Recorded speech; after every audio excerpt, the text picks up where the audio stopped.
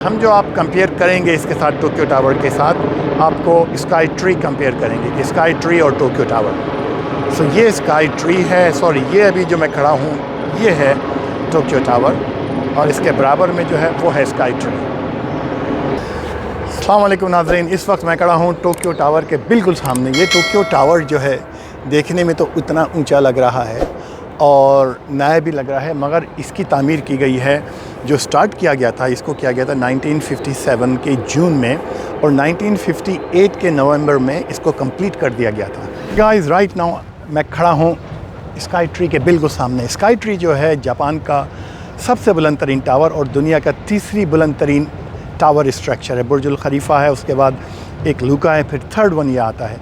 2010 में इसको जापान का सबसे बुलंद तरीन स्ट्रक्चर जो है करार दिया गया था। बिल्डिंग जो है वो अभी हरकत है। जुलाई 2008 में शुरू किया गया और 29 अक्टूबर 2012 में ये कंप्लीट हो गया और कंप्लीट होने के बाद ये दुनिया का जापान की सबसे बड़ी तरीन बुलंद तरीन इसको टावर का एजाज़ दिया गया है। 332.9 यानी कि 332.9 मीटर्स जो है इसकी जो है हाइट है वो तकरीबन 1092 फीट चलाई जाती है। 634 जो है ये अपना फीट जो है ये हाई है, सॉरी 634 मीटर्स है और 2010 फीट है। और इस पे उस वक्त जो कॉस्ट आई थी 1958 के अंदर वो आई थी तकरीबन 8.4 मिलियन यूएस डॉलर की तामीर में लगे हैं। 65 बिलियन यन लगा है इसकी तामीर के अंदर। तो 65 मिलियन यन को बिलियंस यन को अगर आप डिवाइड करेंगे डॉलर्स के अंदर तो आप अंदाज़ा लगा लीजिए कितने डॉलर बनते हैं। ऑलमोस्ट तकरीबन उससे कहीं गुना ज़्यादा। अच्छा, इसकी खसूसियत दूसरी क्या थी कि इसका एक नाम और है और वो नाम ज़्यादातर लोगों को नहीं पता। वो कहलाया जाता है निप्पोन देम्पातो। निप्पोन देम्पातो का मतलब हो गया कि जापान रेडियो टावर। इससे सिग्नल्स भेजे जाते थे यहाँ पे रेडियो के जो होते थे। अच्छा, तो यहाँ से चलते हैं 1962 की तरफ। 1962 पे इस पे टीवी और रेडियो का एंटीना ऐड किया गया एनएचके के लिए, फुजी टीवी के लिए, टोक्यो टीवी के लिए। तो वहाँ से लोगों को और क्लियर ट्रांसमिशन मिलने लगी। और इसके ऊपर जो टावर लगाया गया ये दुनिया का सबसे ऊंचा रिप्लेसमेंट ब्रॉडकास्टिंग का जो एंटीना लगाया कंटेंट वो दुनिया में कहीं नहीं है जापान के अलावा इस वक्त।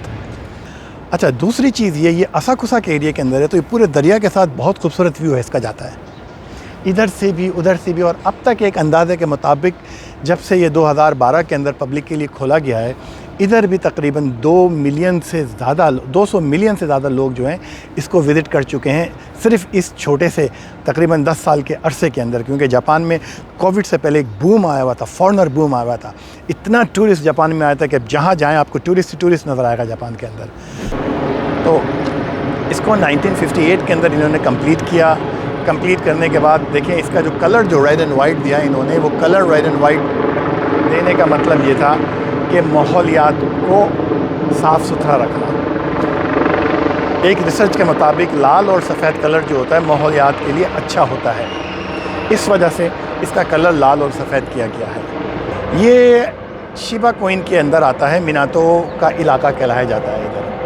इसके सेकंड या थर्ड फ्लोर के ऊपर आप जाएंगे तो आपको पाकिस्तानी सिद्दीकी रेस्टोरेंट भी मिलेगा जो कि भी हाल ही में खुला है, मगर इस एरिया का रेंट बहुत है। इतना रेंट है कि मैं आपको बता नहीं सकता।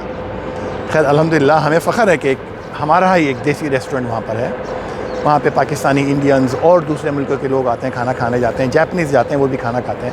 रमज़ान सिद्दीकी साहब हैं, उनका रेस्टोरेंट है, बहुत अच्छे हमारे जानने वाले हैं। अल्लाह उनको कामयाब करे और भी। और पाकिस्तान से जो आजकल जो मैंगोज़ लेके आ रहे हैं वो भी लेके आ रहे हैं। टोक्यो टावर आप किसी भी सीज़न में आ सकते हैं। मेरे सामने ये शिबा पार्क है, खूबसूरत तरीन पार्क है यहाँ का नाम। याद रखिए कि 1958 के नवंबर में इसको बनाया गया और 8.4 मिलियन यूएस डॉलर इसमें लगा है उस वक्त। 332.9 मीटर इसकी हाइट है, 1092 मीटर्स जो कहलाई जाती है। और अब तक तकरीबन 250 मिलियन लोग जो हैं इस पे विज़िट कर चुके हैं। वीडियो बताइएगा आपको कैसी लगी मेरा कंपैरिजन स्काई ट्री से और टोक्यो टावर का, दोनों का बताइएगा आपको कैसा लगा। अब मेरे साथ मेरे दोस्त ये आपको स्काई ट्री के बारे में बताएंगे। तो ये बताइए कि आपको ये जो स्काई ट्री नज़र आया है, इसमें और टोक्यो टावर के अंदर सबसे मेन फ़र्क आपको क्या नज़र आया? इसमें क्या फ़र्क है? तो ये तो सबसे बड़ा फ़र्क ये है, ये आधी बड़ी बिल्डिंग है वो छोटी है। ये असाकुसा एरिया में है और वो शिबुया एरिया के अंदर, अपना शिबा कोइन के अंदर है।